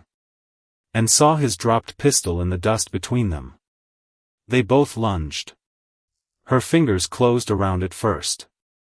Don't move, she said, and her voice came out steadier than she had any right to expect, given how hard her whole body was shaking underneath the words. You won't shoot, Doyle said, one eye streaming blood, the other fixed on her, with something between contempt and disbelief. Proper ladies don't have the stomach. I stopped being a proper lady the night your friend's fire took a wagon train, and left me for someone else to finish killing. She did not blink. Test me again and find out. He lunged anyway. She pulled the trigger. The shot took him in the shoulder. He went down hard, and this time did not try to rise. Across the canyon, Natoni drove his blade home, and Chody looked down at it, with an expression of pure disbelief, before he slumped forward, still, and the fighting around them staggered to a ragged, uncertain halt as both sides understood, almost simultaneously, that the shape of the battle had just changed entirely. Colonel Bishop stood in the center of it, rifle still raised, staring at his own bleeding captain, with the particular horror of a man realizing he had trusted exactly the wrong person for exactly the wrong reasons. "Explain," he said. "To Doyle. To Cordelia. To anyone. Explain this. Now." It was Cordelia who answered, because she was the only one in that canyon who had every piece of the picture. "There's gold in this canyon, Colonel. A mining company back east has been paying for it in blood for longer than anyone here realized. My own wagon train, months ago. This camp, weeks ago. And today, you." She kept the pistol steady, kept her voice steadier still, because falling apart could come later, after this was finished. "The company's name is Calloway. And I believe, though I cannot yet prove it fully, that this isn't the first time that name has cost someone I loved everything they had." Doyle, bleeding into the dust, laughed, a short, ugly sound. "Believe whatever you like. It changes nothing. The frontier is closing whether you understand it or not." "Bind him," Natoni said, approaching, blood on his own hands now too, none of it his. "He answers to his colonel's justice. Not to a bullet in this canyon." Cordelia lowered the pistol slowly, her arms trembling now, with the delayed weight of everything that had just happened. Around her the canyon had gone eerily quiet, the way ground always goes quiet, after violence finishes, with it, birds and wind resuming, as though nothing at all had occurred, though everything had. She looked at Natoni across the settling dust, blood-streaked, breathing hard, and understood without either of them saying it, that something between them had just been tested in the plainest way possible, and had not broken. They found the letters in his coat, that evening, back at the fort, once Colonel Bishop had placed him formally under arrest. Correspondence. Careful, businesslike, exactly the sort of letters a careful, businesslike man would write, and then regret not burning. And in one of them, dated 8 months earlier, Cordelia realized with a cold drop in her stomach, 3 weeks before Silas's fever had finally taken him, a line that undid something in her she had not known was still standing. "Winslow grows suspicious of the western shipments," the letter read, in handwriting she recognized instantly, because she had seen that same hand on 100 invitations to 100 Boston dinners. "His illness gives us time. See that his physician is delayed. A man too weak to ask questions is a man who cannot interfere with what comes next." Calloway's hand. Calloway's ink. Calloway's decision, made calmly, at a desk, months before she had ever seen the mountains, that would eventually take everything else, from her too. She sat with the letter a long time, before she could make herself speak. Her hands had gone cold around the paper, the way they'd gone cold around the burned scrap in the ashes months ago, except this time the cold went all the way to the center of her chest, and stayed there. "He was dying slowly enough, that I thought it was simply cruel luck," she thought. Except it was never luck. Except someone made a decision, at a desk, with clean hands, and a full night's sleep, that my husband's questions were worth less than a shipment of ore. Except I sat beside his bed for 6 weeks telling myself I had done everything a wife could do, and the whole time, the one thing that might have saved him was being deliberately kept from him by a man who called himself a friend. "He didn't just fund the fire that took my wagon train," she said finally, to Natoni, her voice very quiet, very level, the way a voice goes when the person speaking has decided not to let it break. "He delayed my husband's medicine. On purpose. Because Silas was asking questions Calloway didn't want answered." She looked up. "My whole journey west, the fresh start, the widow rebuilding her life in open country, he used it as cover. For all of this. Natoni said nothing for a long moment. Then, quietly, then this was never only about land. Or gold. Or peace. No, Cordelia said. It was about a man deciding other people's lives were simply the cost of doing his business. And I intend to make sure the cost finally lands on him instead. How do you intend to do that? He asked. He sits in an office far from any arrow or bullet. With the same weapon I've been using since the night of the fire, she said. Paper. Truth, written down, sent to the right hands. Colonel Bishop has more reach than any rifle in this canyon. And I have proof now that even Boston can't ignore. She folded the letter carefully back into its envelope, her hands steadier now than they'd been minutes before. He hid behind other men's hands for the killing. He won't be able to hide behind mine, when I'm the one holding the evidence. Colonel Bishop returned 3 days later, with more than an apology. I owe you my life, Mrs. Winslow, he said, standing before the assembled council, with a formality that seemed, for the first time, entirely earned rather than performed. And I owe your people, a nod to Natoni, far more than a life. Doyle was not acting alone. His letters implicate a mining consortium reaching clear to the territorial governor's office. I intend to see every one of them exposed. Why should we trust any white man's word now? Natoni asked. Not hostile. Simply honest. You shouldn't, Bishop said. Trust is earned, not given. But I've spent 20 years on this frontier, and I've buried more good men than I care to count on both sides of it. I believe there's a path that doesn't require your destruction or your surrender. I intend to spend what's left of my career proving it. The negotiations that followed were unlike anything the territory had seen. Cordelia served as translator, and something more, a bridge built out of 2 languages, and 2 kinds of grief, both of which she now understood, from the inside. The final treaty granted the people a reservation encompassing their sacred sites and traditional hunting grounds. Ember Canyon included, its gold placed under strict protections that would take an act of open theft, not quiet paperwork, to ever unravel. Washington won't like parts of this, Bishop admitted, reviewing the final document. Especially the mineral clauses. Then Washington can explain to the newspapers why it prefers gold to a colonel's own life, Cordelia said. I believe reporters would find that story rather compelling. Bishop's mouth twitched, almost a smile. Remind me never to negotiate against you, Mrs. Winslow.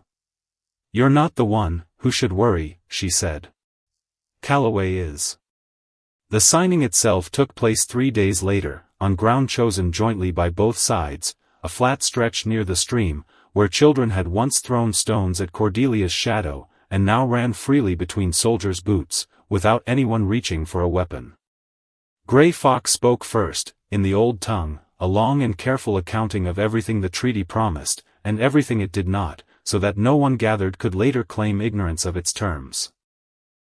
Bishop spoke after him, in English, and Cordelia translated both directions at once, her voice the single thread holding 2 languages, 2 histories, and 2 very different kinds of hope together in the same afternoon.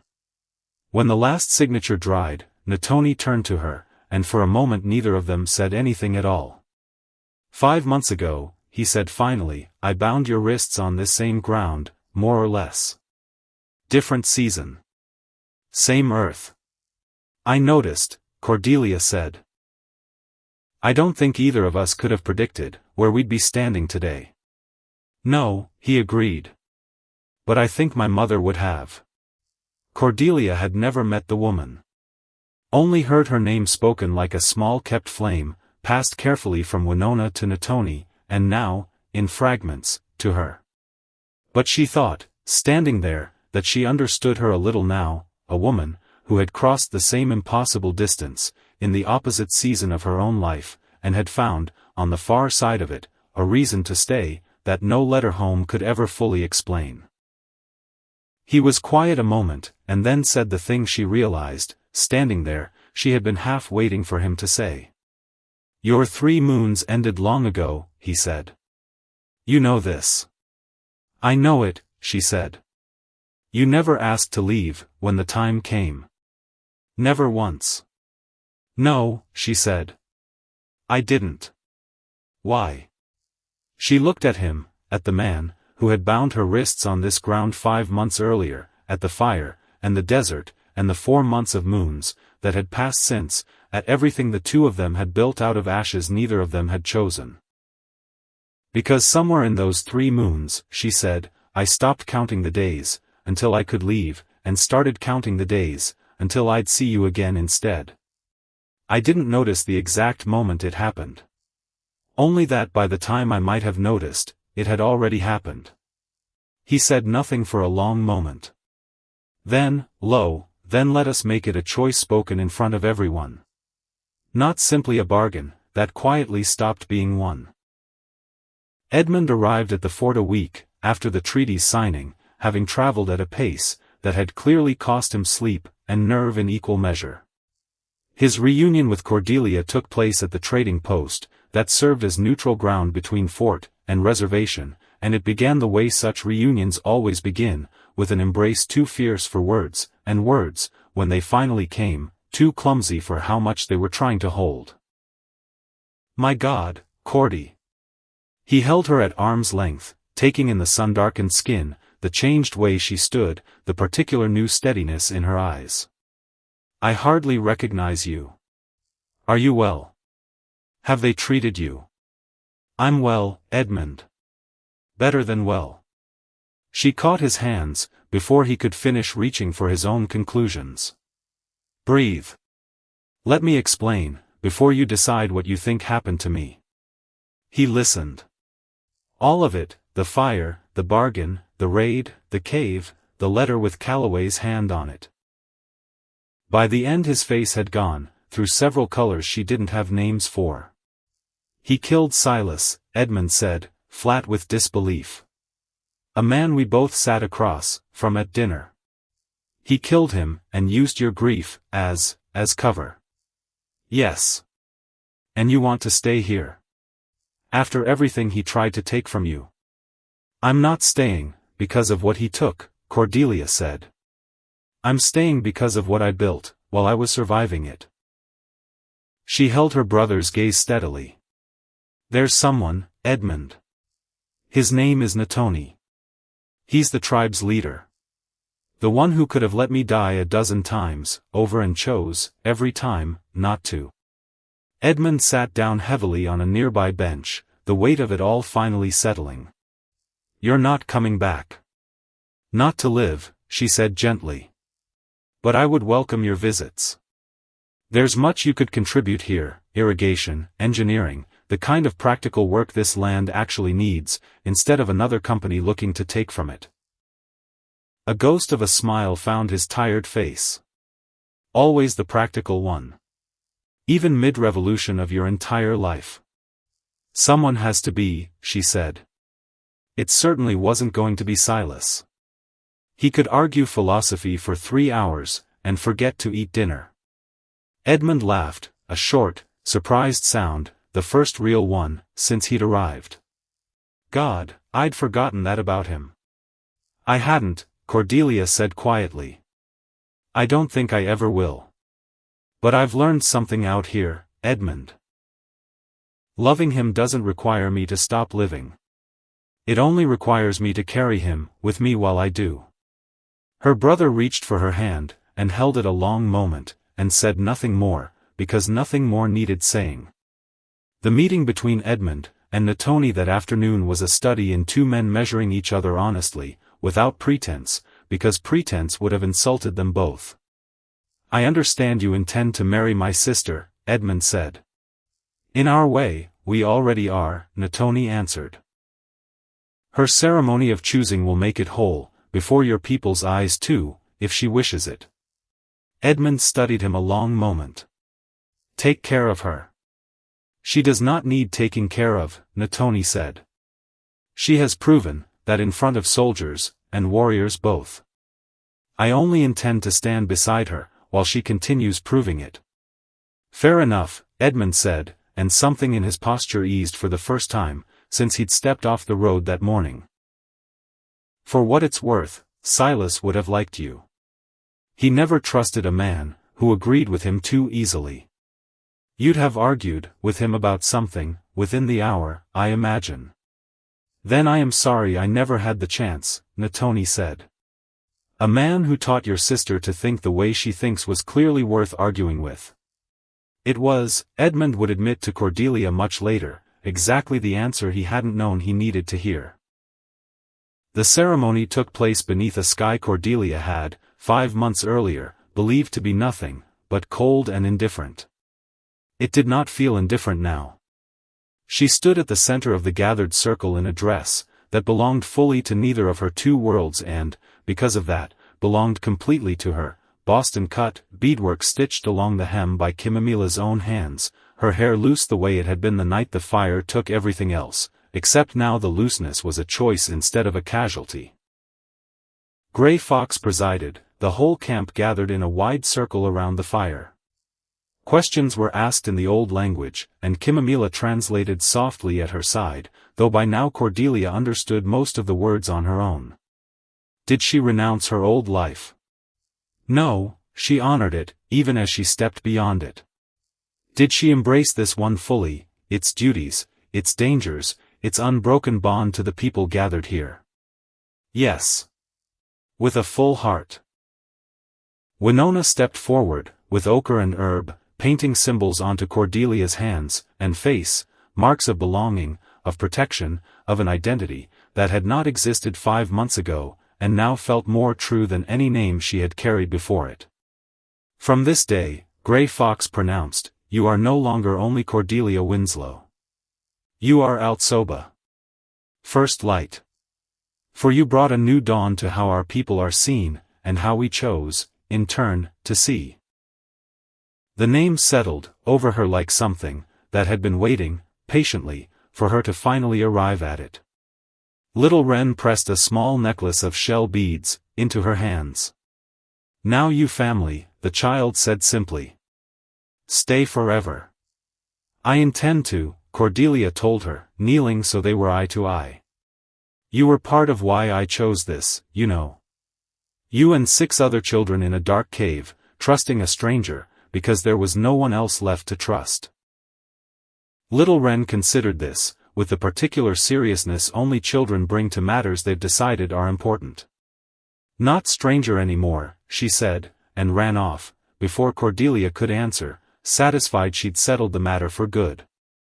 That night, in the shelter, that had become entirely theirs, Natoni placed a final gift into her hands, a new journal, bound in soft deerskin, its cover marked, with symbols of protection. For new stories, he said. Old book carried you through fire. New book carries what comes after. She held it against her chest, the way she had held the first one the night the fire took everything else, and understood, finally, that this was not an ending to that night at all. It was the answer to it. Outside, the fire that had once meant only loss now simply meant home, warmth against a mountain chill, light enough to read by, the ordinary center of an ordinary evening, that had no business feeling, as miraculous as it did. The years that followed did not erase what the fire had cost. They simply built something new on top of it, the way new growth rises, through ground that has burned, before and, against all reasonable expectation, comes back greener for it. Cordelia's journals filled, one after another, deerskin volume after deerskin volume, with everything she had once feared losing, and everything she had never expected to gain. Medicinal knowledge passed down, through generations, written now in a form the wider world could no longer dismiss, as mere superstition. Treaty language, reviewed line by line, clause by clause, so that no company's lawyer could bury a theft inside a promise of peace ever again in that territory, not while she was alive to catch it. Stories, told to her own children in 2 languages at once, until the children stopped noticing there had ever been a line between the two at all. Calloway's empire did not survive the letters Colonel Bishop carried east. It took longer than any of them wanted, these things always did, but a name once exposed does not easily hide itself again, and a company built on quiet paperwork collapses fastest once the paperwork stops staying quiet. Bishop kept his word. Sent copies to newspapers, as well as courts, because he had learned, in 20 years on the frontier, that public shame moved faster than any judge's calendar. Chodi's death was mourned, in its way, even by those who understood what he had chosen. Grief, Cordelia wrote once, does not stop being grief simply because the man carrying it made a terrible choice with it. It only becomes a warning, as well as a sorrow. Doyle stood trial, eventually, for what the letters proved. Justice, when it finally arrived slowly and imperfectly, the way it usually does, but it arrived.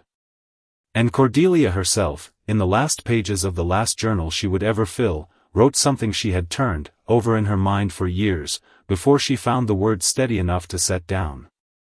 I came to this country a widow, who believed her story had already ended, she wrote. I was taken by fire, and I feared, for a long while, that the fire was the whole of what I would ever be known for. But a fire only tells you what it destroys. It never tells you what grows back. I built a life here on the wreckage of a lie someone else told for profit. I found love in an embrace I was never meant to survive long enough to know. I traded one language for two, and found that having two was not a loss of the first, but a doubling of everything I could ever hope to understand. If this life has taught me anything worth passing on, it is only this, that the truth, however long it is buried, however carefully someone works to keep it buried, does not stay buried forever. Somebody always finds the paper in the ash. And when they do, it is worth everything it costs to make sure the world finally reads it. Even now, with silver in my hair, and grandchildren asleep in the next room, I find I would not trade a single hour of it, not the fear, not the grief, not even the fire itself. It made me who I became. And who I became was worth becoming. She closed the journal, the last one, many years after the first fire, surrounded by children and grandchildren who carried both her blood and Natoni's, both her grief and his, both her stubbornness, and a peace neither of them had believed possible on the night a wagon train burned under an indifferent sky. Kimamila lived to see her own children grown, and told little Wren's grandchildren the story of the white woman, who came as a captive, and stayed by choice, until the telling of it had passed, so far down the line, that the youngest listeners could no longer say for certain, where the history ended, and the legend began. Gray Fox's careful reading of every treaty clause became, in time, simply how the people read every paper anyone in Washington ever sent them, twice, slowly, for what it was careful not to say. Natoni's hair went white the way his mother's must have, once. His back stayed straight. His counsel stayed wise. And when he finally passed, peacefully, surrounded by the family two impossible worlds had built together, Cordelia understood that the man, who had once bound her wrists in the dark had spent every year, since then, without exception, undoing that first not one act of trust at a time. Edmund made good on his word too, in his own fashion. The irrigation channels he helped design outlived him by decades, carrying water to fields that had once been considered too dry to farm, and the people who worked those fields never fully knew, most of them, that the practical Boston engineer who'd drawn the plans had done it, first and always, because his sister had asked him to. The stars above Ember Canyon did not care, still, the way stars never care. But the people who stood beneath them now did. And that, in the end, had turned out to be enough.